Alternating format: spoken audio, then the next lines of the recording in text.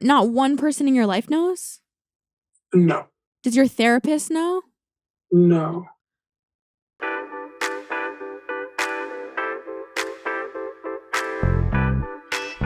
Hello and welcome to Revealing Your Secrets, the podcast. I'm very happy to be here. I've been out of town for a little while and now I'm back, and I refuse to tell Amanda about my experience in Peru on ayahuasca because I wanted us to have an authentic conversation here on the podcast. Tell me everything. Oh, I don't even know where to begin. It was just like the most horrible and wonderful experience of my life. I did 4 ceremonies and they were all very different. You're supposed to set an intention before every ceremony, and they tell you to trust the medicine and it gives you exactly what you need, and it did.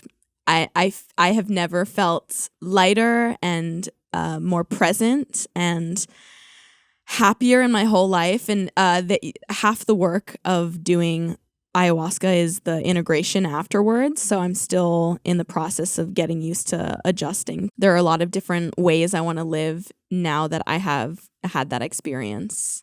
Like, I definitely want to stay sober for as long as possible, including caffeine, like no drugs of any sort. I have not been scrolling at all. But that's not interesting compared to what actually happened while I was there. That is interesting, though. I was going to ask you about that. How did your habits shift? Because I figured there might be some kind of after effects. Before you do ayahuasca, you have to follow what they call a dieta. And so there's a lot of stuff. We talked about this. A lot of stuff you have to cut out. And I did that for 1 to 2 weeks. And then while I was there, and now that I'm back, I just feel so much peace and ease. And I don't want to fall back into that kind of anxious spiral that you get into when you start grabbing towards whatever you can for entertainment or distraction, you know? Like, I just feel so much better not scrolling on TikTok or snacking whenever I feel a emotion that I'm uncomfortable with. One thing that I was really surprised by during the trip was I really thought it was going to be about going inward, and it was, but it was really more about community than I had expected. There were about 24 other people there, and I feel closer to these people than I have so many people in my life who I've known for years. And some of them live a little close, so that's amazing. I've made some friends that I'm going to be able to see. But I will say, as for the actual ayahuasca ceremonies, definitely the most challenging experience I've ever had in my whole life. I got out of one of those ceremonies and I was like, that was hell, and I'll never experience anything worse. It was really bad. Will you walk us through one of these ceremonies? I would love to. Okay, so we're sitting in a maloca, right? It's this circular dome of a building, and it's 24 people, at least in my experience, they all have a mat on the floor. And then next to your mat, you have a bucket, which you're supposed to puke in. It's a ayahuasca. You're allowed to. Ayahuasca's a purgative, so you do a lot of purging, which doesn't just mean puking. That also means shitting. It means yawning. It means laughing. It means crying. All in the same room as everyone else? Yes. Everything, all of it. All of it. There's also this sort of shaking that I experience where, like, my body, I couldn't move my body because it was shaking so much, but you couldn't physically see me shaking, but I was like almost vibrating. That's another form of purging. So you have a bucket next to you and toilet paper. You have a little thing that you can smoke mapacho, which is like tobacco out of, which is a ceremonial tool that people use that I don't really care for. And then you have a little dim flashlight in case you need help, because we're all in complete darkness. You fast from 3 until the ceremony. You can't drink water from 5 until the ceremony. Ceremony starts at 8 and lasts until about 3 a.m. So we're all sitting in the darkness at night. In the middle of the room, there are about 9 shamans or maestros. And the reason I call them that is because not only are they spiritual healers, they drink some of the medicine as well. And they sing these songs called Icaros. People used to travel there and not even drink the medicine. They weren't allowed to. They would go just for the healing of the Icaros, this music. So they drink the medicine too. Everyone drinks a certain amount. They call you up. You drink it. It's the worst tasting thing ever.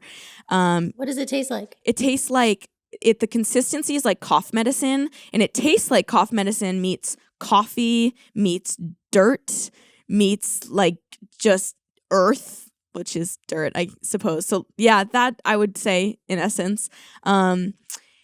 And then we all sit in silence for about 45 minutes until the medicine kicks in for the maestros and they start singing these songs.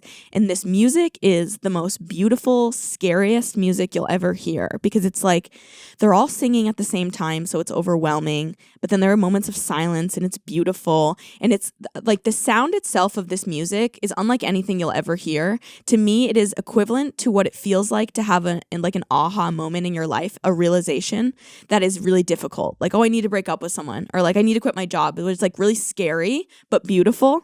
That is what the music sounds like. It is like what it means to be alive. I don't know. It is. And they also sing you a personal Icaros at the end of the night, like towards the end of the night. And when you're sitting in front of the shaman and they're singing it to you, it's very unexplainable. You can feel it moving through your body. You don't know how it's helping you, but you're like, this is healing me. So the ceremony lasts a really long time. They ask if anyone wants more medicine a few hours in. You can either sit there or lay down, but you're in darkness. You can use your flashlight if you need help. And you just kind of go within. And the trick to ayahuasca, it's sort of like a playground, a small playground for life, or like a large playground, I don't know, is they tell you to surrender and trust, because if you see something or you experience something and you're afraid, it will only get scarier. But if you send it light and love and you're just like, I accept this, I'm being shown this for a reason, then you can work with the medicine. But I had one specific night that I forgot. I was so scared. I took a lot of medicine. I forgot that I could send it light and love. I wasn't even in my body. It was like it felt like I died like a million times, again and again and again. And not because I was in pain, because I wasn't in my body. It was like this, out of the five senses, my like consciousness was like being buried alive. It was the scariest thing in the world. At the end of the ceremony, everybody else was sort of coming down and I was still in it and I was weeping, and it was really wonderful. There were so many people there who helped me and were there by my side, and I was very appreciative towards it. And that was one of the lessons that I think I had to learn, is I never really let people in or like let people help me, and I had to, because I was just really not doing well. The next night, I was certain that I wasn't going to drink again on the last ceremony, but I kind of felt like my work wasn't done, so I did drink again, and it was much better the final night. I honestly feel like I can do anything in my life now, because that was the scariest thing I've ever done, was open myself up to having that experience, possibly having the experience I had the night before again. It was kind of unexplainable in a sense that I just feel like a lot of things that used to burden me have been lifted. I feel lighter. I don't feel triggered or disturbed by thoughts or experiences that I have gone through. It feels like I'm living a different reality. Whew. Yeah. And that's just like scraping the surface. We also did other ceremonies, and I made incredible relationships, and there were really odd, I know some people don't really buy into this stuff, but once you experience it, you can't doubt it, in my opinion. There were a lot of odd synchronicities that happened while I was there. Just at the end, we had this gift ceremony where you put a gift in the center of the room, and one person comes up and they're wrapped and gives a random gift to somebody else. And it's like, I wrote a poem about one person's experience that was there. And so happens that one person got the poem. There's just like a lot of weird, beautiful things. I feel very connected to whatever source sort of energy there is that I definitely believe in. Yeah. That's beautiful. Yeah. Thank you for sharing that. I love hearing that. I hope I did it justice. I mean, I have so many more questions, but I also think that's a lot to take in for one. Maybe we should get into it, but it's really awesome. It's awesome to hear. And I think it'll be cool to see how the show sort of evolves from here. Me too. Well, and maybe it won't. I don't know. Don't look too far into it. No, I mean, I think it, like, in a good way, like it grows as you grow, I think if anything, I'm just more present and engaged in everything I'm doing in my life. So that alone is going to make me show up better. Totally. So yeah. Love. I love everything. Fall is here, and getting weeknight dinners right is easier than ever with EveryPlate, America's best value meal kit. When your days get jam-packed, EveryPlate will help you get delicious meals on the table without breaking the bank. And you can skip your weekly trip to the grocery store, too. If you think meal kits are too expensive, you are mistaken. EveryPlate's lower price point sets them apart from all other meal kit services, and it's 58% cheaper than your average fast casual meal and 25% cheaper than grocery shopping. Plus, with food prices at the grocery store going up, I can count on EveryPlate to be a great value week after week.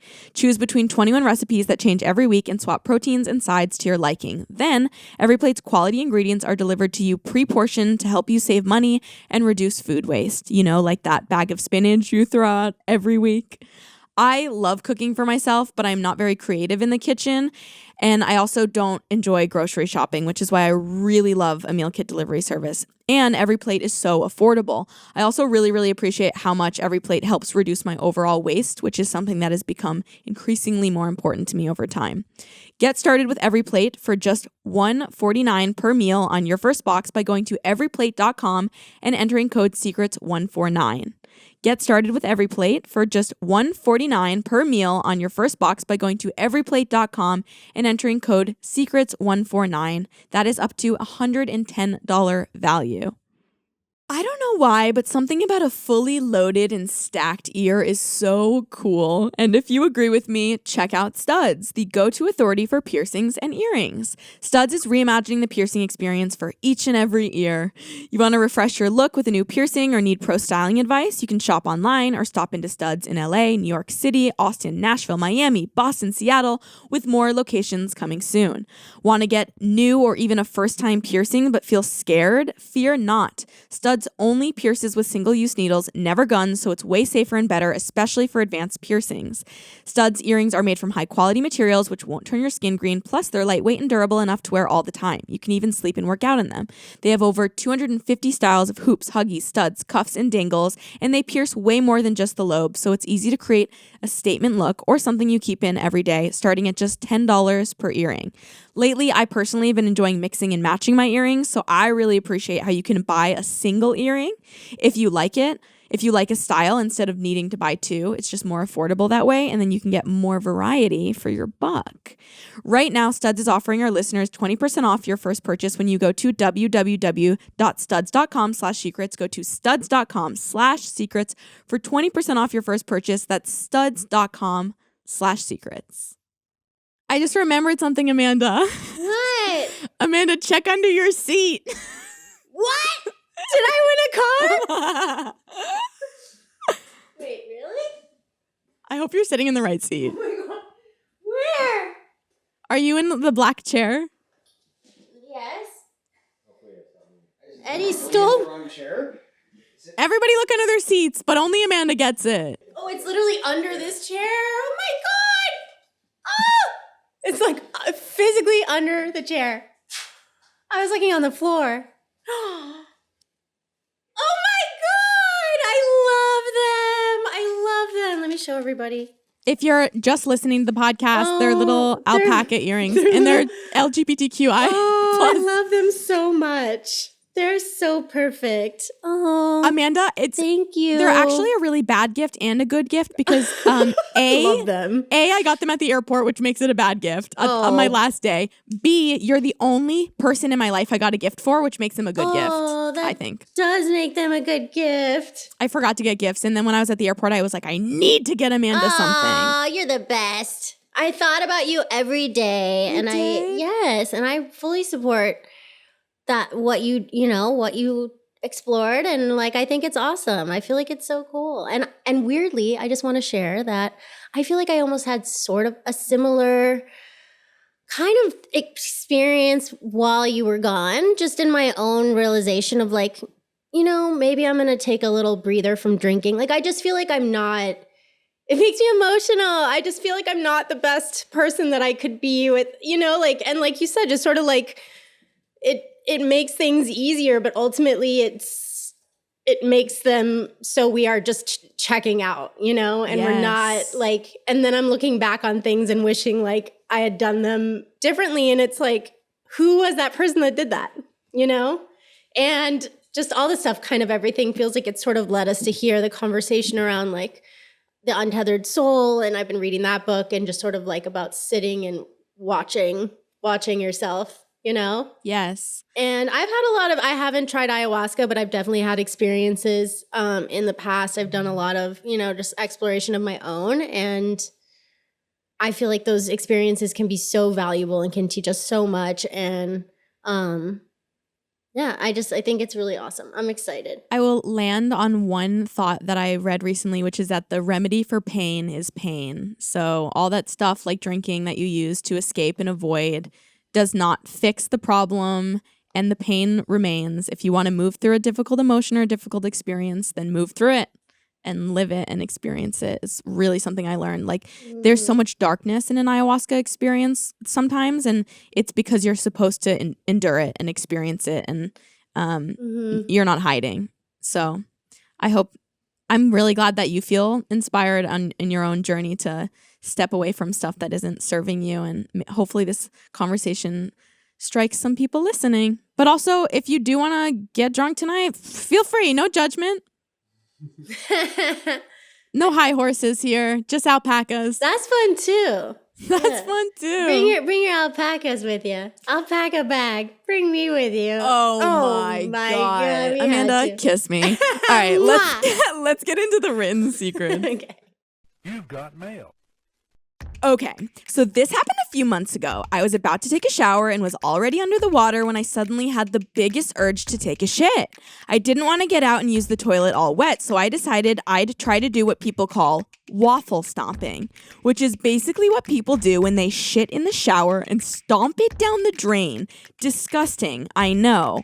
I didn't think it would be hard since I felt it wouldn't be that big of a poop. So I squatted down and shat on the shower floor. When I looked down, I realized I had to go way more than I thought, and there was a pile of poop in the middle of the floor. What was worse is that the water was making it into a gross, sludgy soup of a poop, and it smelled horrible. So I quickly began scooping it with my foot to the drain and stomping it best I could. It got clogged a few times. After the deed was done, I just stood there reflecting. Needless to say, I had to clean a lot of things with bleach that day. Love your vids. My favorite part of the secret is I just stood there reflecting. Oh my God. Waffle stomping? Why is it called that? It's way too cute of a name for what it is. Can you actually Google, Amanda? And because I just need to understand. I know why. I feel like I know why without Google. I will Google, but I feel like it's because the grid on the drain is like a, Oh, like a waffle. Yeah, like it's like how you would put on a waffle maker. It is too cute of a name. Yeah. You know what's really interesting? This is the second time in my life and this week that I've heard about waffle stomping. Like this week, for the first time in my life, I heard about waffle stomping a couple days ago, and now I'm hearing about it again. Why? I am one, and this is going to be very on par with the experience I just explained. I am one to think everything happens for a reason. So I'm like, should I be waffle stomping? What? Should I? Does that not make sense to you? Should I be waffle stomping? No, because I get it, though, when you're in the shower and you're all wet and you need to go to the bathroom, and then you just feel dirtier when you get on the toilet. Nobody likes being wet on a toilet. But if the alternative is waffle stomping, I guess I will take the former. Okay. Yes. Well, I did just dig up this gem. Recent study finds that 1 in 30 people poop in the shower. What? That's a lot of people. Wait, okay, can we do our own study? I want to know how much of this audience poops in the shower. Please. Okay. Leave it in the comments. No, I want to do a proper poll. So we're going to make a poll, put it in the description box, the show bio. Vote and let us know, have you ever waffle stomped? Let us know. I'm going to try it tonight, I think. All right, report back. Okay, I will. Let's move on. So I saw an article a few months ago about how sexual preferences are hereditary. I didn't think much of it at the time. I was like, how would that even work? It's whatever.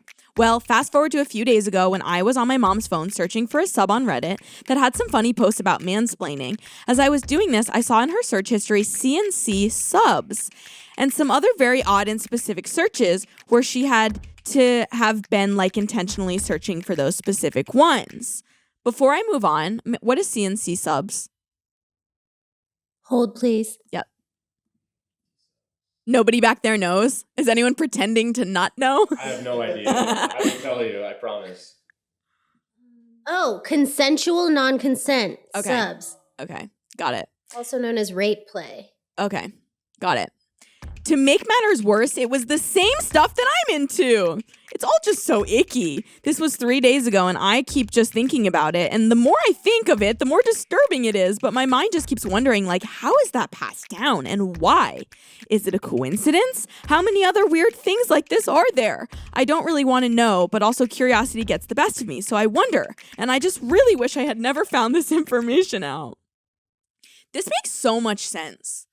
Our parents pass a lot of stuff down to us. In fact, we become our parents if we don't do the work. So why would that stop at sexual preferences? Especially with your mom. You're living in her body for 9 months. I'm sure you're absorbing some of her like reactionary thoughts and feelings.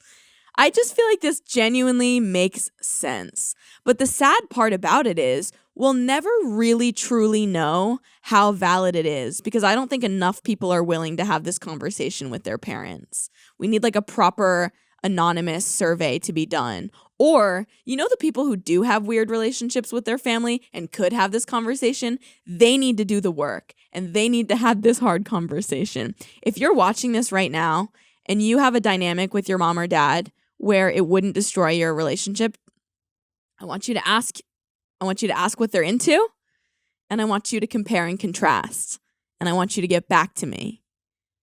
Is there anyone back there that could have this conversation? That's going to be a no. No? It's going to be a negative. That's going to be a no from us, dog. Surely someone watching is going to be able to do this for us. It's I believe in utilitarianism, you know, do the best for the greater good. And if you do too, have this conversation. What? Someone said something back there? I love utilitarianism. Me too. And so, and with that way of thinking, don't you think that people who can have this conversation should? Please do. Just the silence. He's like, no, I don't think this is really for the greater good. I wonder if my mom's into what I'm into. Oh my God, I really like to know. Maybe I'll ask. Do it. Should I call her right now? Call her right now. What am I even into? You know what's weird? I feel like I'm into different things after the experience. I knew you were going to say. Well, because, you know. You said something to me that I feel like indicates, I did tell. Yes. So, you know, a lot of our sexual inclinations can be from trauma, right? And using sex to work through those things is very natural and normal. There's a lot of stuff that my whole life I've been into, and I just don't feel it anymore. Yeah. It's crazy. I love that. But that's what I mean. That's evolution. That's people growing. Yeah. You know, that's what it's supposed to happen in life. We grow. You know? I'm into it. I like it. I'm into it just like this person and their mom is into CNC subs. After my recent trip to Peru, which I needed to follow a specific diet for, I'm still currently following, actually. I've become increasingly more aware of what I'm eating and allowing into my body. And not all carbs are created equal. Your average supermarket bread loaf is made in about 20 minutes and is chock full of sugar, preservatives, and junk. But a bake from frozen sourdough loaf from WildGrain is made from clean ingredients and has over 20 hours of love in it, which makes it both better tasting and better for you. WildGrain is the first bake from frozen box for artisanal bread, plus they have amazing rolls, pastries, and even handmade pastas. WildGrain uses only clean ingredients such as unbleached and non-GMO flour and utilizes a slow sourdough fermentation process that's healthier for you and tastes better than anything you can find in a grocery store. Every item bakes from frozen in 25 minutes or less, and for every new member, WildGrain donates 6 meals to the Greater Boston Food Bank. All you have to do to sign up is go to wildgrain.com/secrets and choose what type of box you want to receive and how often, and it's easy to reschedule, skip, or cancel. Honestly, WildGrain bread blows anything I've ever purchased at the grocery store out of the water. The loaves are so easy and quick to make, and they're so soft and delicious. Personally, my favorites so far have been the everything loaf and the cran pecan loaf. So yummy. Hungry already? For a limited time, you can get $30 off the first box plus free croissants in every box when you go to wildgrain.com/secrets to start your subscription. You heard me, free croissants in every box and $30 off your first box when you go to wildgrain.com/secrets. That's wildgrain.com/secrets, or you can use promo code SECRETS at checkout. One time, I got bored and ate an entire notebook. I have pica, an eating disorder where you eat non-edible things, and I eat paper all the time. I really want to stop because it's pretty weird, but sometimes the urge just gets too strong, and I have to eat a sheet of paper. Also, I'm pretty sure I have autocannibalism because I eat my dead skin. I will go out of my way to rip it off and eat it. One time, I pulled all of the dead skin off of the heel of my foot and just ate it. I continue to do it, and I want to stop, but I just can't. Out of all of the body parts, I feel like the heel is absolutely the grossest thing on the menu. Like, at least sanitarily, you know, because it's obviously touching the ground. But actually, hold on. I suppose the heel would be quite chewy, but also easy to bite into, which I like. So maybe maybe not so bad. I'm going to try, waffle stomping and eating my own foot tonight. What are you guys doing Friday night?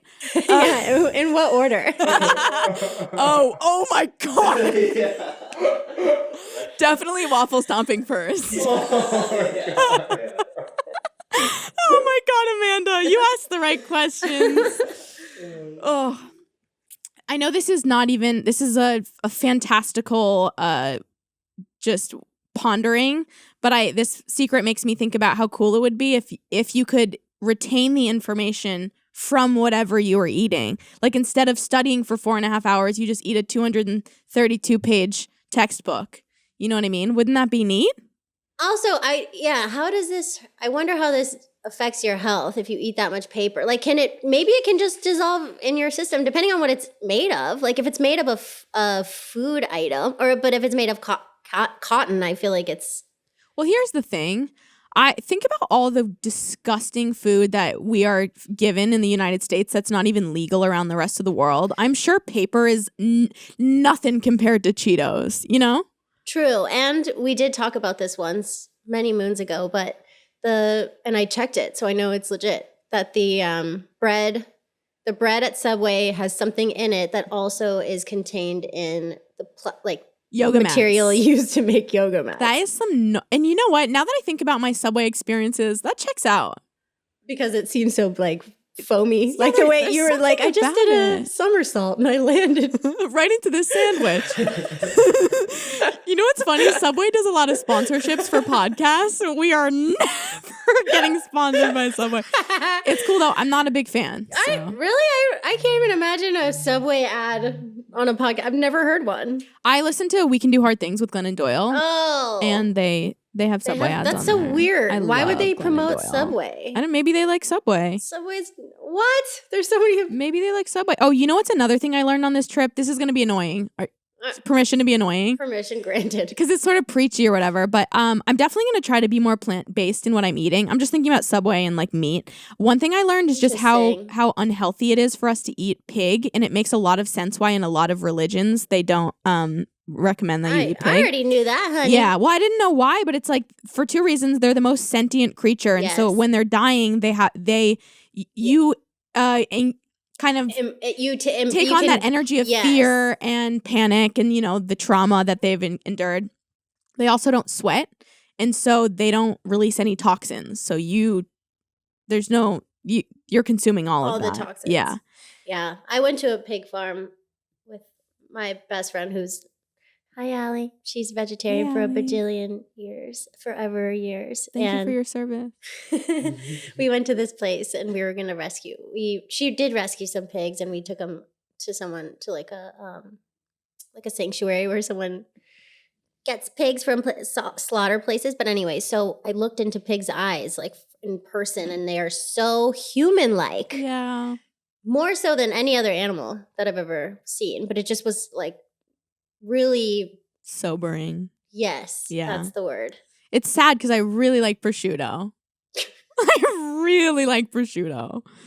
You're totally answering all my questions. I was wondering how your diet was going to change, how your caffeine habits, your drinking habits. These are all questions I had. So. I hope to never drink again, to be honest, but I will probably start drinking caffeine. There is another way of eating that's changed for me, but I'll talk about it in the round of applause. So you wait for that little teaser. I work as a cashier, and one day behind the register, I rubbed one out.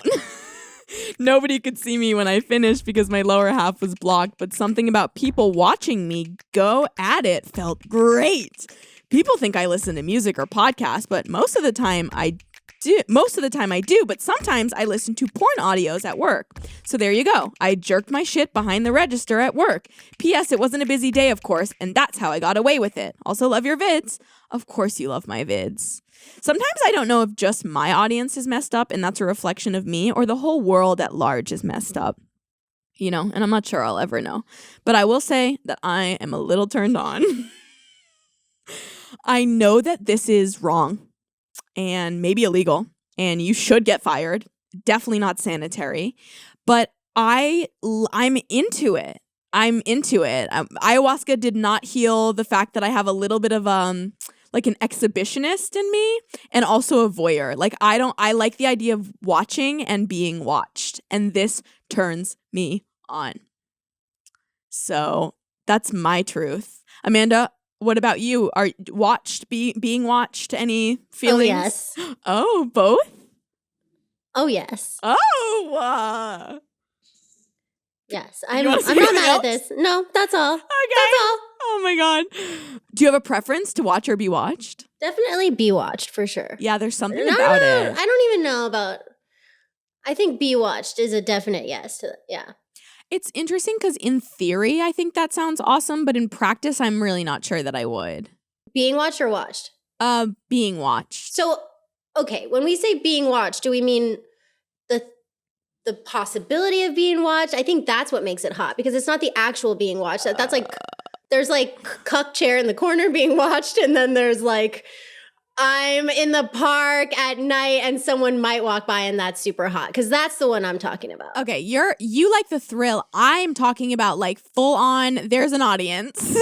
Like a studio audience? Like they've got popcorn, Twizzlers. There's an applause button and there's a flashing red light. Yup. Damn. Yup. They're like handing out hot dogs. Holy shit. Okay. Again, though, I haven't done it, and I'm not sure I actually would. But in theory, I'm like, no. Okay. ooh. We're talking about something different. Okay. Which is good. Which is great. Which is great. We're different people. We're different people. And that's okay. Hey, Alyx.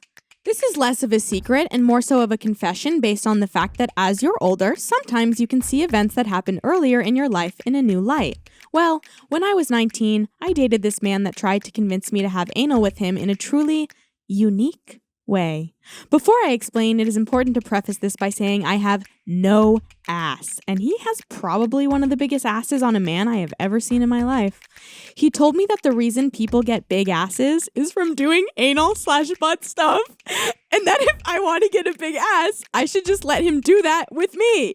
I never saw this as manipulation at the time, although I did still tell him no, but sometimes I wonder if it was not just manipulative, but also a not so subtle way of him telling me that he wanted the butt stuff. Anyways, I just thought I'd share because I randomly remembered this. I'm 26 now and it made me uncontrollably laugh, and I just couldn't explain to my fiance why I was laughing. What do you mean you wonder if it was I was just gonna say that, honey. Fully yes. He wanted the butt stuff. Wonder no more. You can put that to rest, girl. Case closed. Oh my God. You gotta give it to him. I think it's hard to accept sometimes that what people were doing to you was manipulation. Yeah, because it's hurtful. It's hurtful. It's pretty and you're fucked. like, yeah, and if you cared about the person, you're you're not sure how they could have. But I think people sometimes are manipulative without trying. knowing, But this also seems was pretty very- intentional. That's exactly what I was just Unless he was really convinced that this was true, which no, obviously. And I wonder how old this person is. Oh yeah, when I was 19. So that's just you're a baby, you know, in the nest, and then you're this big, you know, big hawk, ass dude. big hawk just flocks in and tells you, hey, this is the way it is, and you're like, okay. If it was that easy, people would not be getting those, what are those surgeries called? BB something? They would just be having anal. Anyways, I just want to say that this guy, like, as shitty as this was, very innovative persuasion. And that I gotta say I respect. Is that fucked up? This is one of the best secrets I've ever read in my entire professional career. Like, really? You know when doctors they're in the hospital and they save someone's life and they're like, this is why I wake up. I read that and I'm like, this is what I live for. Amanda's like, no. No, I mean, I'm interested to know why you love this one so much. It's unbelievably absurd, and it's like so inappropriately pure at the same, and I'm pure at the same time. It's like, it's just silly. It's so silly.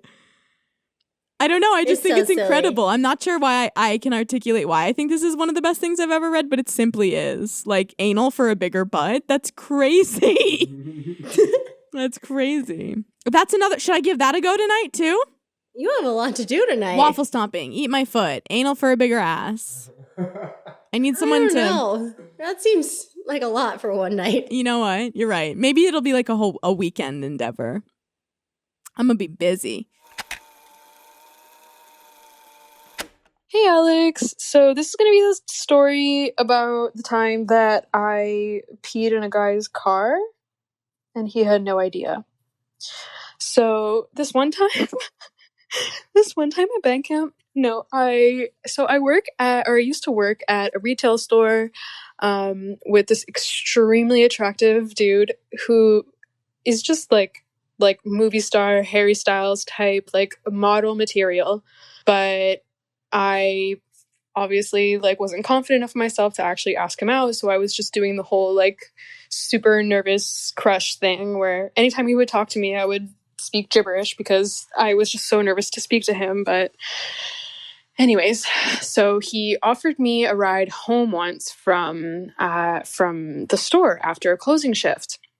And I accepted, and I was super grateful, and he's talking to me about his music and about how he writes all this music, but he doesn't have lyrics, and I'm talking about how I have all these lyrics, but I don't have music, and I'm really, trying to seem like a cool person. And I realize I really, really, really have to pee. So I'm, it's actually winter, so I have, a whole, winter coat on, and the winter coat, went down under my butt.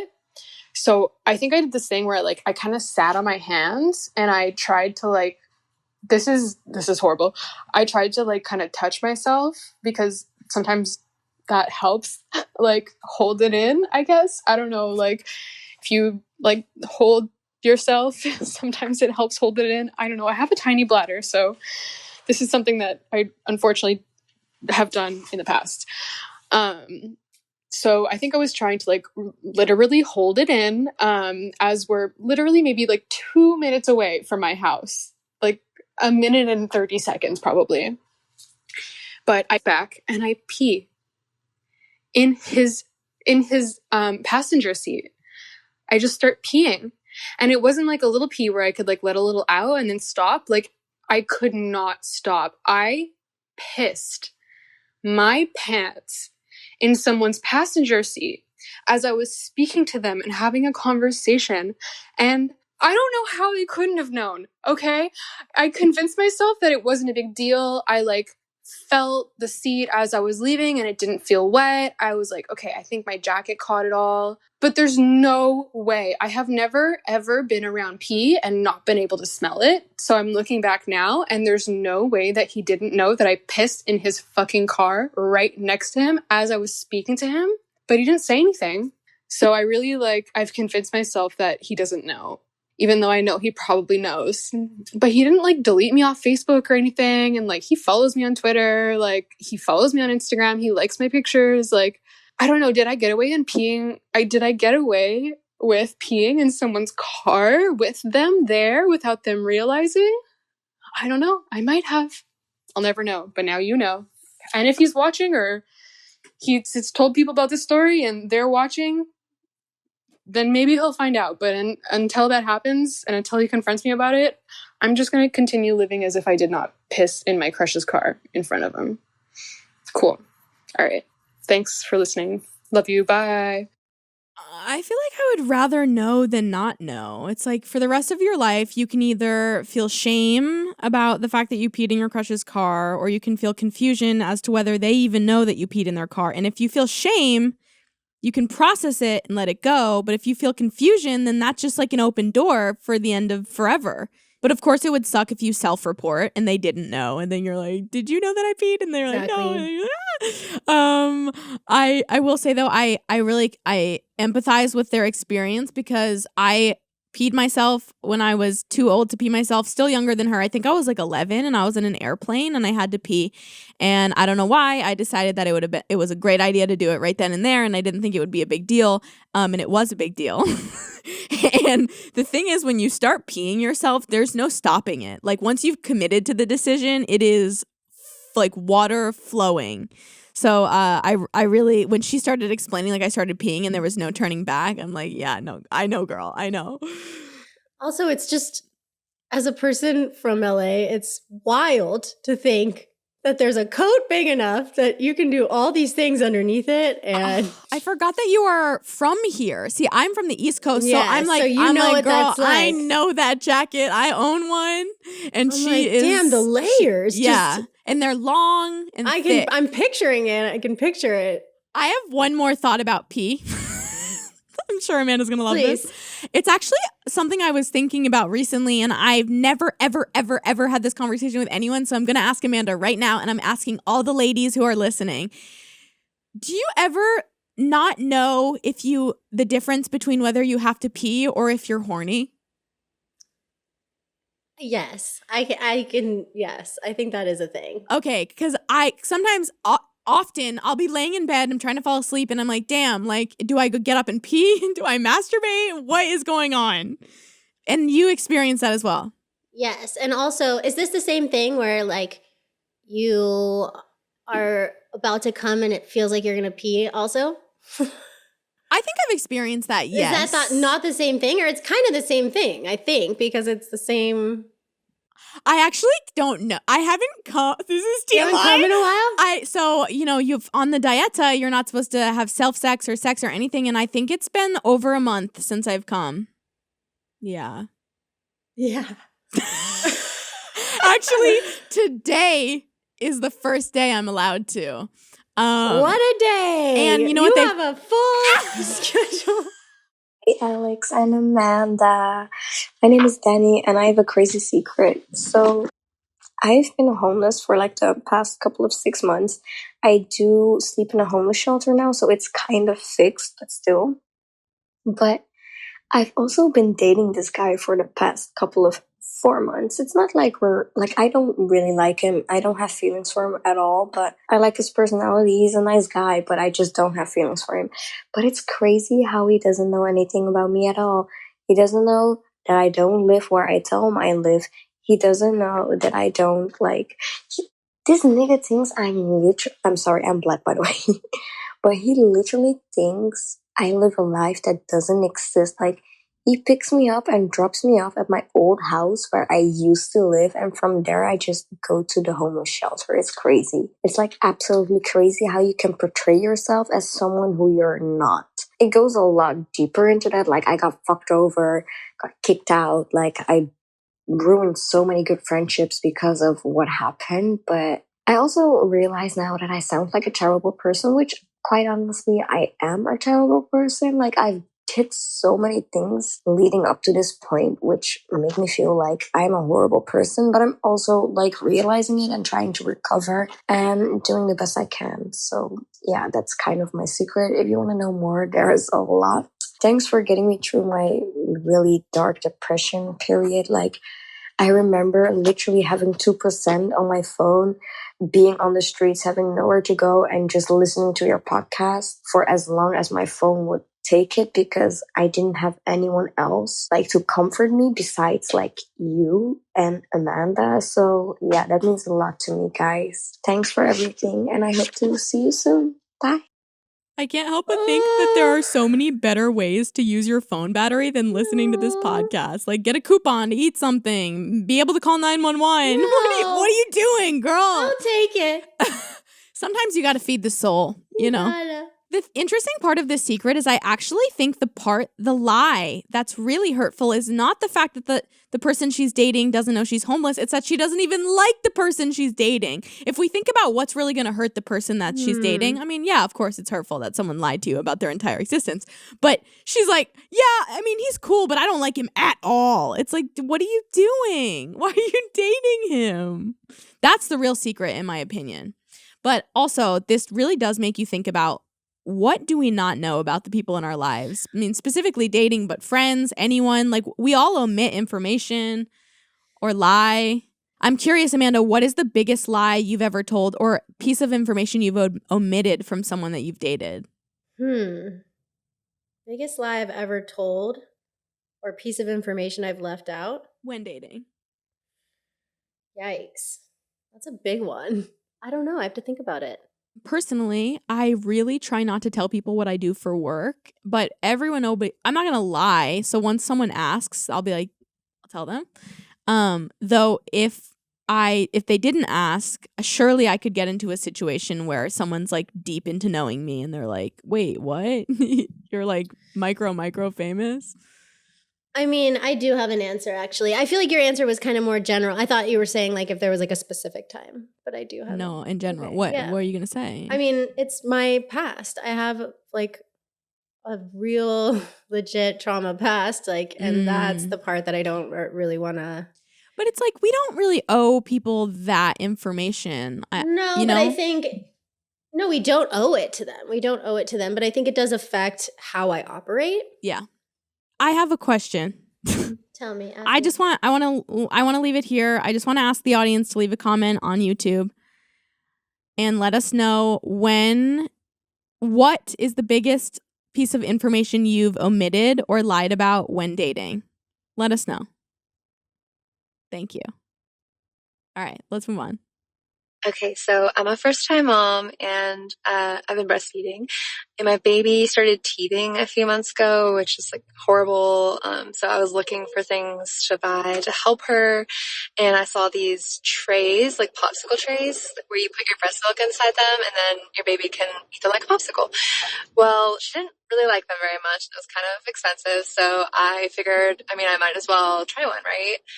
But I couldn't really get the taste. I don't know, when it's frozen, can't really taste it very much, so I ate the whole thing because I was trying to figure out what my breast milk tastes like.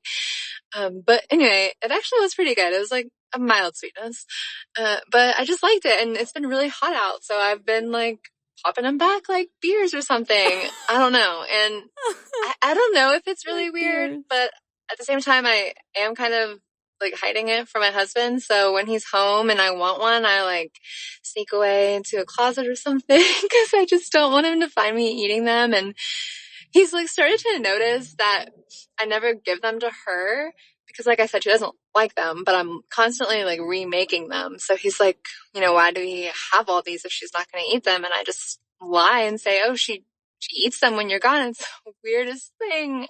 Something about your presence. I don't know, but that's my secret. I've been eating breast milk popsicles, and I don't know. I'm hoping this is one of those secrets where you say, like, no, do you, be empowered, eat that titty milk, but it is kind of weird, so you might have something to say. Okay. Love your vids. Bye. I feel like if the kid doesn't want it, why should it go to waste? You're doing what's best for the planet by eating your own titty milk, in my professional opinion. And it's like, you popped a baby out. You can do whatever the fuck you want. If you want that nutrients, eat that titty milk. You have my approval. You really do. The only thing that I don't love is that you're lying to your husband about it. It's such a silly thing to begin a web of lies about. You know what I mean? And also, if they're the right partner for you, they will accept and support you and even maybe participate in the consumption of your bodily fluids. That's my new beacon of determining if someone's a good fit for me. Will you support and engage in consuming my bodily fluids? If not, it's over. For going public, we are going to be speaking with the following secret submitter. So, when I was in a manic episode, I decided to get a sugar daddy. He offered to pay me $700 for 3 to 4 hours of my time, and that involved sex. He would buy me alcohol and weed, so it felt more comfortable. Really, it was, so I don't want to die since I was fucking an old-ass man. But anyways, and he would always do shit to please me. Like, I never had to do anything to him, but he did have weird fetishes. He would like to put ice up my kitty, leave me bruises from biting me so hard, and had an armpit fetish. But basically, I went along with it because free booze, weed, and money.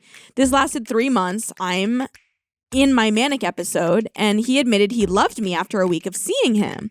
Once I snapped out of my manic state, I said I'm never seeing him again and blocked him. He then decided to make new numbers to contact me, and I would block those. He then went to my job and asked my manager if I was working so he could see me. He lived over an hour away from my job, so he traveled far just to see me. That was creepy, but what made it worse is one day I got an email from him with all my information. He had my old address, my parents' names, and phone numbers, my new address where I went to school, and like a lot more. He told me he hired someone to look into me, and I got scared. To this day, he still contacts me even though it's been 6 months since I responded to him. He tells me he loves me and that he will see me again. I am nervous when I leave my house. He will be there. I even quit my job because he kept calling and asking for me. He is old, so I hope he dies soon so he can forever leave me alone. Respectfully. He was also toxic AF, and I can talk about this for hours since no one in my life knows about this. It's just funny. Get yourself enemies that are old so they just die off soon. All right, let's get her on the phone.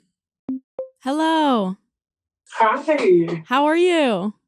I'm good. How are you? I'm good. I'm excited to talk about your story. I'm sorry that you're being stalked. It's okay. Is it okay? I don't think it's okay. Not really, but I try to make it sound okay. I would love to walk through what happened with you, if that's okay. Yeah, no, that's fine. So where did you first connect with this guy? What was it, a specific sugar daddy website? Yeah, it was a sugar daddy website. I actually found it from a friend. And your friend had good experiences? Yeah, she had really good ones, and she made a lot of money. So I was like really intrigued by it. And this was your first time? Yeah. Did you use an alias or did you use your real name? I used a fake name, but it didn't last long because whenever I saw him, I was like completely drunk. So my real name came out. Oh, wow.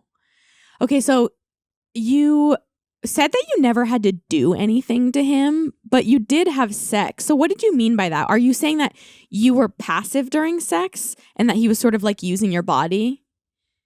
Kind of. It's more like he wanted to do stuff to me. Okay. And whenever I would touch him, because I was like, what do I do? He would be like, no. And he just wanted to do stuff. Interesting. But he had weird kinks. So I think that's why. Did you ever come? No. Did he ever? Yeah, but not like on me or inside me. He would always go to the bathroom. And did it himself? Yeah. Interesting. Was he embarrassed, you think? I don't know. I think he was ashamed because he talked about his wife like a lot. Oh, so he's married. Yeah. Do you know anything about his relationship? He says that she's a good mom, but not a good wife. Oh my God. She won't have sex with him, and that's what does it for him. He's like, goodbye, I'm leaving. You think that's why he went and came in the bathroom by himself? It's like, it's not cheating if I come in the bathroom. Maybe. I feel like he went to cry. He was very emotional. Oh, I don't know why. I can't believe I'm sympathizing with him right now. No, I did that all the time. It's hard because, you know, he obviously is a person who's causing you a lot of disturbances, and I don't think it's okay that he's stalking you, but obviously he's just like an injured human. Yeah. Oh, so he cried a lot with you? Yeah, but then he turned really angry. Like, he would always call me a whore and say, well, I'm a whore too. So it's like we're whores together. Like, that's supposed to make me feel better. So he was kind of verbally abusive? Yeah, and the first time I saw him, he was really physically abusive. What does that look like for you? Or what did that look like? He got me really drunk, which was like a red flag. And then he kept biting me. Yeah. And every time I said it would hurt, he would do it more and harder. And the next day I have pictures. It's like I have bruises all over my legs. Oh my And God. it's like really intense. I actually went to the hospital the day I saw him. From a panic attack. Yeah. Wow. And when you went to the hospital, did they ask why you were panicking? They did. And they said I had something called drunkicide. They're like, you want to commit suicide, you're having this panic attack, but it's because you're drunk. So they let me go. There's no way that's a real term, drunkicide. Yeah. Me, when I didn't pay attention in medical school, you have drunkicide. Or maybe I'm wrong. Yeah, it kind of sucks. That's crazy. Why did you see him again if you had drunkicide after you had first met him? I was like an addict, I'm not gonna lie.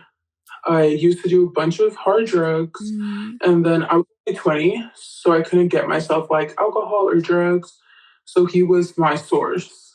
And he kept giving me money too, which I always found ways to make that money work, and I fell in love with it. With the money, not him. Yeah, definitely not him. How much money did you make in total engaging with him? I honestly haven't added it up. Yeah. But he would give me $700 to $800 each week. And we would meet 2 to 3 times a month. And I saw him for 8 months. You said that he had fetishes that were a little are kinks. Can you walk me through some of them? He had an armpit fetish, which was the most weird to me. What does that mean? Was he sticking his dick in your armpit? He would lick them and constantly sniff them. And he would just put his face in there for 5 to 10 minutes. And I would just be sitting there like, what the fuck am I going to do? You just laid there and you were just yeah, sniff my pits. Yeah. Stop and he would it. always wipe them and then keep the wipe. Oh my God. This world we live in is so unbelievable. It was really, really bad. So you never technically had sex then? Or did you? We did, but it would last 1 second. And then would go to the bathroom. He would always pull out, and go to the bathroom. And then what happened right after you finished? After he came, would he change? He would walk around naked. So I'd always see him walk around with his soft dick out. And it was very uncomfortable. And then he would just want to talk. You're a therapist or what? About anything. He was very sure to know about my life. And I would make shit up. But then I think that's what got him mad. And he hired someone to look into me. Oh, so were you ever honest or you were for the most part lying? I was lying at the beginning. And then when he started asking me so your parents still work here? Do you still live here? I was like, oh fuck, I got caught. I see. And that's when things kind of took a turn, when he realized that you were lying to him? That, and I threatened to leave him 3 times. Okay. Because I knew what I was doing wasn't right. And I was in a manic state. So when I started switching to a depressive state, I was like, I don't want to see you. And he got really mad. I want to move backwards for a second. You said that he said he loved you. What the fuck were you thinking when he told you that? I didn't want to believe it. And I was really scared. But then I started to believe it because he wanted to start buying me things. He wanted to go on dates. He sent me emails saying when I couldn't see him, he was sick for weeks. He's like, I was vomiting. I wasn't okay. I love you. I'm not going to let you go. So that's when it turned scary. Wow. Was there anything you liked about him? His money. Oh my God. Sure. No redeeming qualities. Was he No, smart? he kind of sucked. No.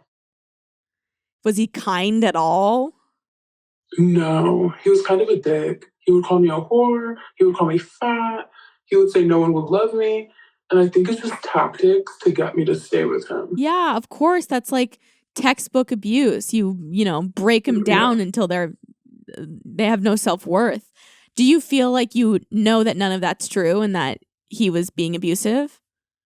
Yeah, I definitely need to now with therapy. So I'm really glad that you're in therapy. Yeah. After that, whew. So he came to your boss looking for you. What does your boss think the situation was about? Well, the first time they've heard of him is because I worked at a grocery store. Okay. And I got called into my manager's office and they said, this man keeps calling and he keeps asking for you. It sounded very hostile, like he wanted to find you. And so they were like, we told him, you don't work here. We have no one under this name. But let me know if he comes into the store, what we can do to help you. So they don't know that's anything. The first time.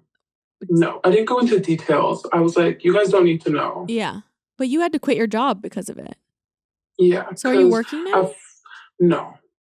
Because of him? Kinda. And what he did to me sent me into a more manic episode. I ended up with a 5150. So now I'm just working on myself. Yeah. God. Sometimes we have to hit some sort of rock bottom to come back up. And it sounds like you were talking in past tense when you were saying that you had been struggling with addiction. So are you sober now? Define sober. So I don't do hard drugs, but I smoke and I drink socially. Okay, I mean that's it's just pretty the hard average. drugs where I'm no. That's good. That's good. So do you feel like? I mean, this is obviously really scary, but do you feel like there's something good came out of it? Not that I can think of. Yeah. Because it just really caused me trauma and made me hate myself. I mean, the money, but that wasn't even that good because I blew it. Do you still feel like you hate yourself? No, not as much. Still for some things, but not necessarily this situation. It may be too soon for me to say this to you, but I really do feel like sometimes the hardest stuff we go through is not for nothing. Like you will be stronger. You're going to have a way better sense of who you let in your life and what you allow and, building all that stuff up that he broke and then some. But it seems like you're still really kind of in it a little bit. A little. Yeah. I stopped a lot. I don't really go out. I'm celibate. I stopped talking to everyone beside my friends. Is he still contacting you? The last time he contacted me was through Venmo. He sent me $50 and he was like, for old times, I'm going to see you again. And I'm just like, no, you're not. When he contacts you, is it just desperate? Is it threatening at all? It's a little desperate, but to me, it's kind of threatening. Because he knows where I lived. He followed my Uber all the way to my house. And then the next day was like, oh, you have a cute house. Do you live with your parents? I do. Okay. So they don't know. And they don't know, and not one person in your life knows? No. Does your therapist know? No. Girl, why does your therapist not know about this? I just haven't brought it up. It's not that important. I'm just scared too, because I don't know. I feel like she might judge me. Can I ask you to do me a favor? Mm-hmm. That's actually for you. It's so hard to let stuff, to work on stuff if we don't talk to anybody. You should talk to your therapist. Their job is to not judge you. Yeah. Do you want to talk to them about it? I kind of don't. Okay. I don't know. I feel like she's just going to pry because she already knows kind of my traumas. And I feel like she's just going to trigger me. sometimes getting triggered, I mean, unless you're in a place where you'd think that you're going to like relapse, sometimes getting triggered, you know, it helps us work through things. You have to like look at what you're dealing with. But if you're not ready, then you shouldn't. But I really do. I encourage you, if you ever feel comfortable telling someone in your life, you should have hopefully someone in your life that knows this, especially if something were to ever happen. Like, Yeah. he needs to be held responsible, you know? Yeah, I just hope. I don't know if I said this in the submission. If I did, I'm so sorry because it's kind of fucked up. I was like, I just hope he dies. Yeah. Yeah, me too. Because to me, I'm just like, my problems will be solved. Have you thought about reporting him to the police? Oh, hell no. Because you just don't want to get your personal life wrapped into it, huh? Yeah, and also they didn't listen. Because when I went on that Drunkicide mission, that they call it, I talked to a police officer. And they said I verbally didn't say no. So it didn't count as like sexual abuse or assault. And I told them, I don't think I mentioned this. He like threw me in the shower and then left because he got mad that I was bleeding because I wasn't wet. I didn't want to be with him. And so that was like my first experience. God, Jesus, fuck. Holy shit. That is so fucked up. Yeah. I'm sorry that police officer handled you that night that way. I get why you wouldn't want to talk to the police. And the situation that's happening now is a little bit different. I mean, he was wrong in how he responded, in my opinion. But, you know, you're getting stalked. And I don't think that's kind of like, it's not really black or white. It's just, or it is black and white. You are getting stalked. So yeah. you could potentially try to report him, but I get why you're a little traumatized from getting, trying to trust the police. Yeah, and then I'm scared I might get in trouble. Or like prostitution. I don't know if what you you're watched. doing is not okay.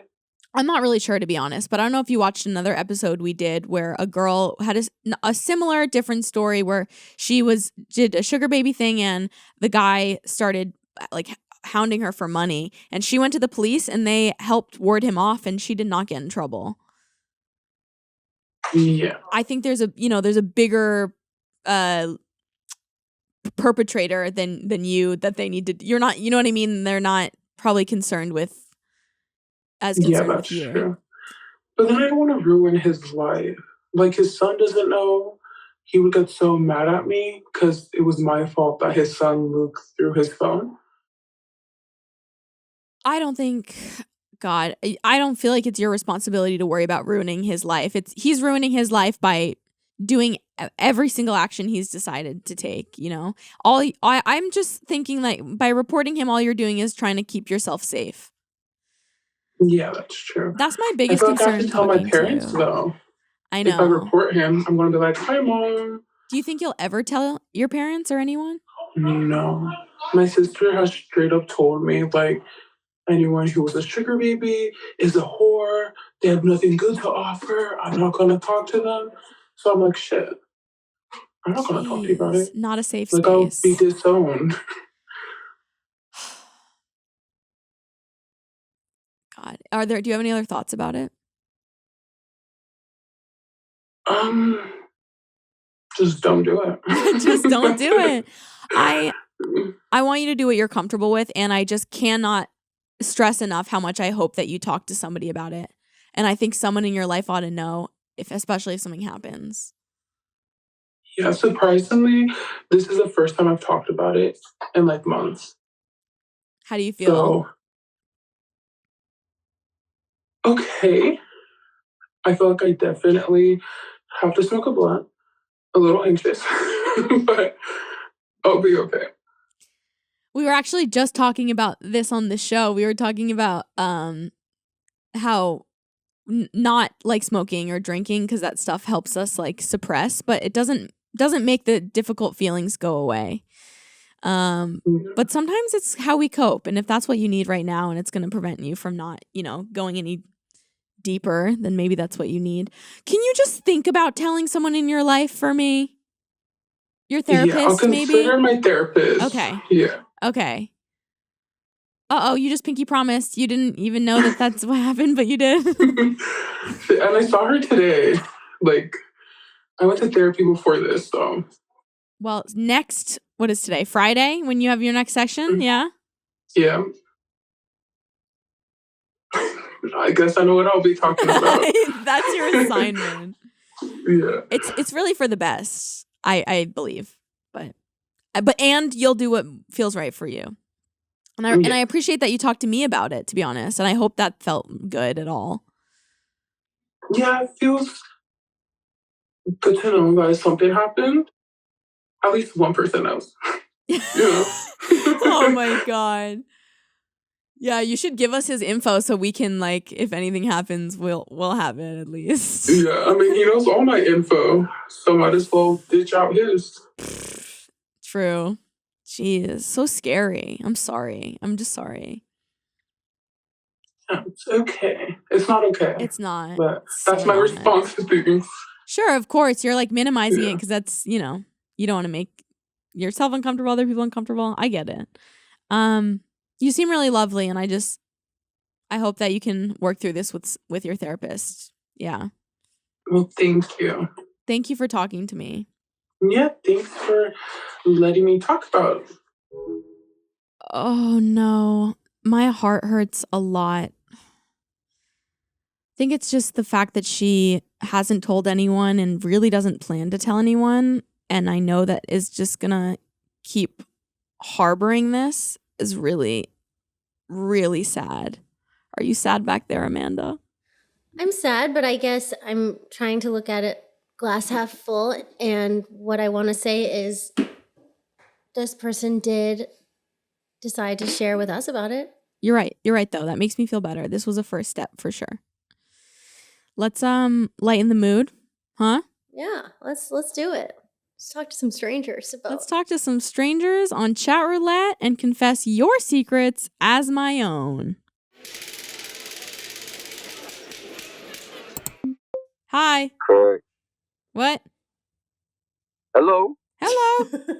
Why do you look like you host a radio station? Oh my God, I so do. I so do. I don't, but I look like am it. I live?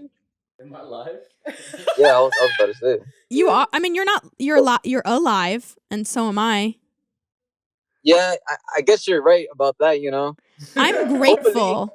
I'm grateful that I'm alive because last week I did something on the edge, dangerous. What'd you do? I swallowed a rock about 4 inches tall and 2 inches wide, and I still don't know if it's in me, like in my stomach, or if my stomach acid dissolved it, or if I pooped it out. But I'm alive. What the fuck does that mean? I swallowed a rock. It was about 4 inches tall and 2 inches wide. What are you trying to say? What do you mean by that? This is not like a cryptic message. I went outside. I took a rock. Yeah.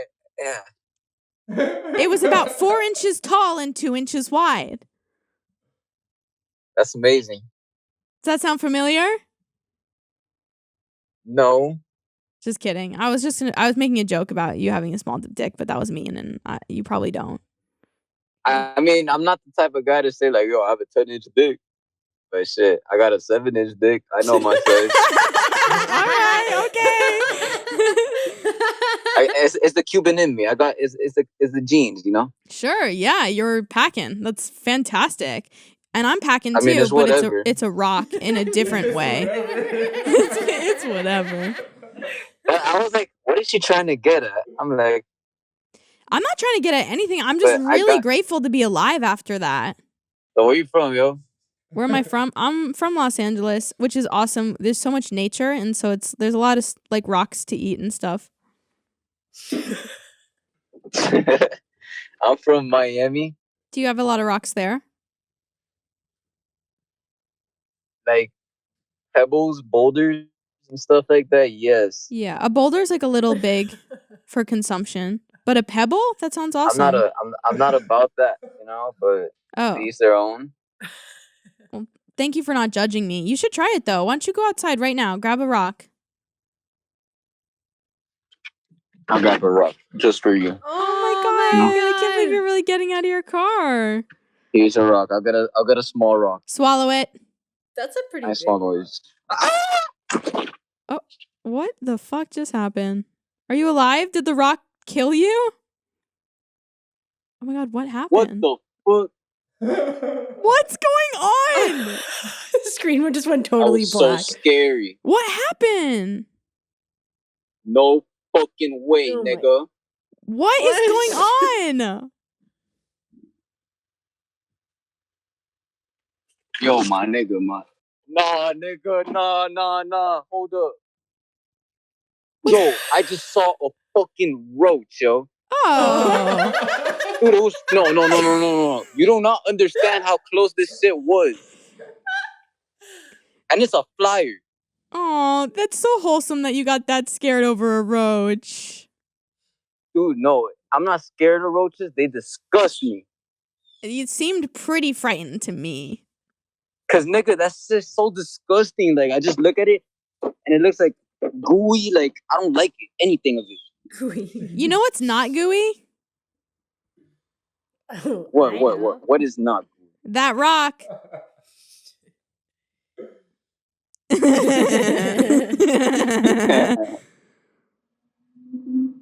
Yo, but that shit was scary. I'm not gonna lie. I'm so grateful I got to be here with you for that. Dude, my car is on. Like I don't even want to turn it off.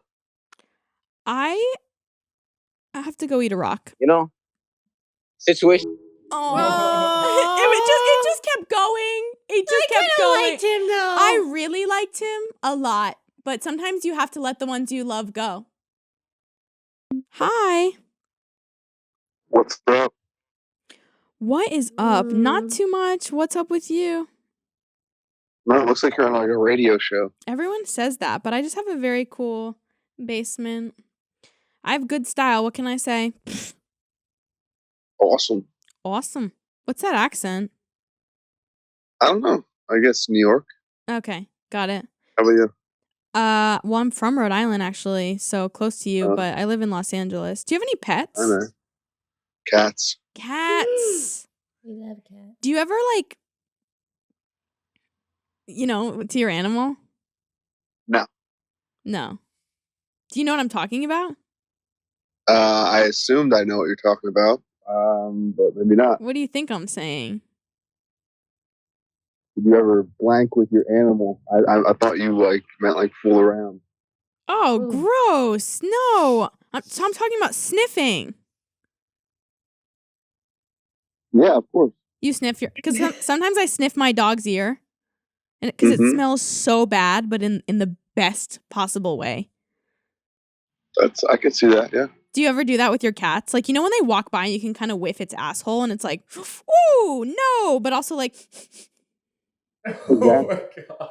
yeah, hell, fucking yeah, Let's go. let's go, go get your cat, give it a sniff. I want to see. Bring the cat. Bring the cat. Are you gonna get? Oh, he nexted me. He nexted you. Valid. Hi. Hi. How are you? Good. How are you? You doing a podcast or something? Everybody thinks that. I just have cool headphones. Check them out. And a super cool mic? Yeah, and a pretty cool mic. Sometimes I game. I like Fortnite. Oh, shit. What about you? What are you doing on here? Hanging out, talking to people. Me too, but a lot of people are very sexual on here. Yeah, it's bad. It's so bad. And they're like all trying to make me show them my tits.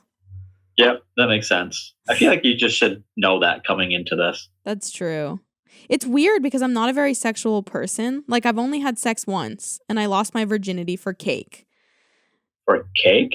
Yeah, it was my friend's birthday, and there was one piece of cake left, and her older brother was like, "You can have it," and I'm still figuring out whether it was worth sitting through like an hour and a half of dissociating, but it was double chocolate chip with rainbow sprinkles.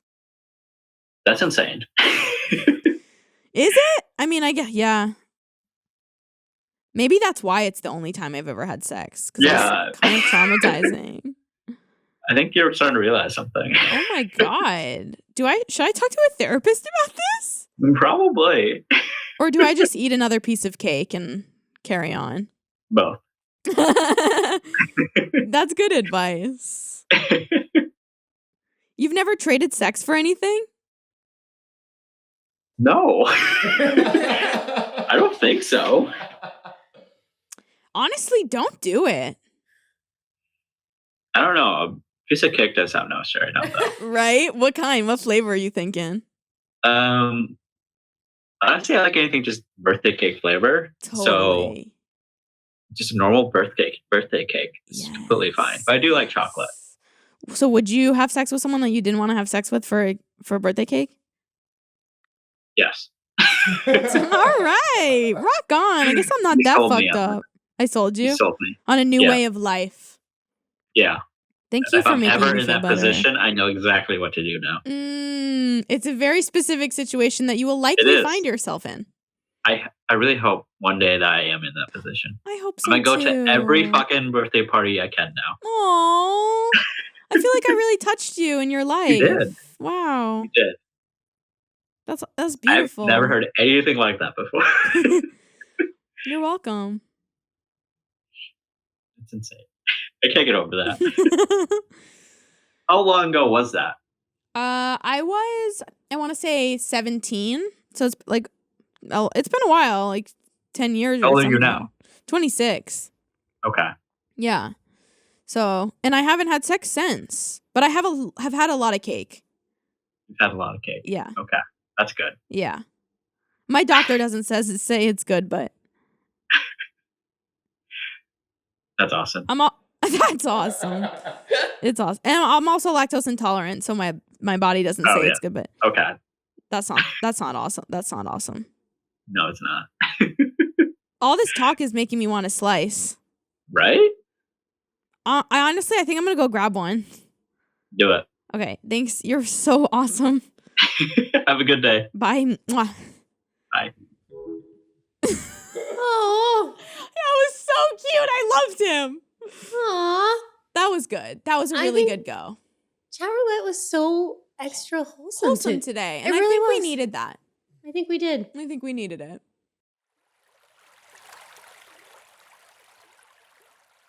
For this week's round of applause, I'm going to share a lesson that I learned in my journey to Peru.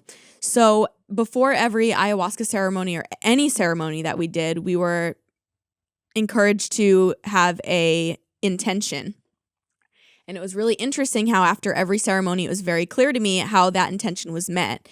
They even started talking about how important it is to have intentions with the food that you're eating. So for example, ever since I got back, or since I was there and since I've gotten back, I've been sort of like, I'm crazy to me because I grew up in a very like atheistic household. And I know some people are, this word is going to sound weird, but I've been like blessing my food, where I just say like, thank you to the earth for growing it, for everyone who is in the process of bringing it to this plate. And also my intention for the food is for it to nourish me, right? So I'm not mindlessly eating the food and just eating because I'm bored. It's like, this is nourishment.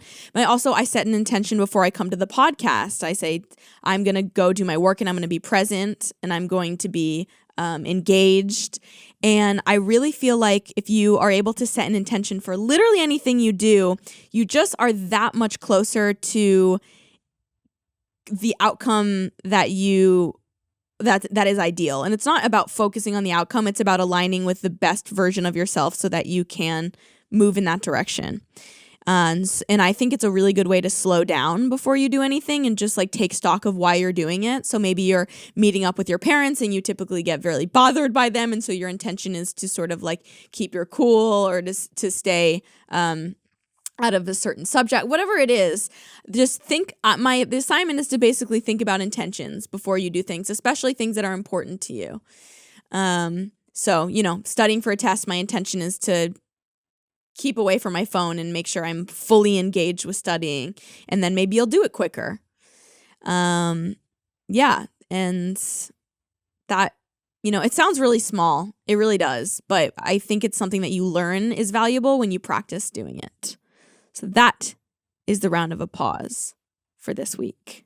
Oh, I like that. You like it? Yeah. Good. I'm going to try it today too. Yay.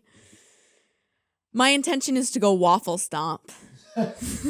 And all the other fucked up shit I said I would do. Have anal for a bigger ass, eat my foot.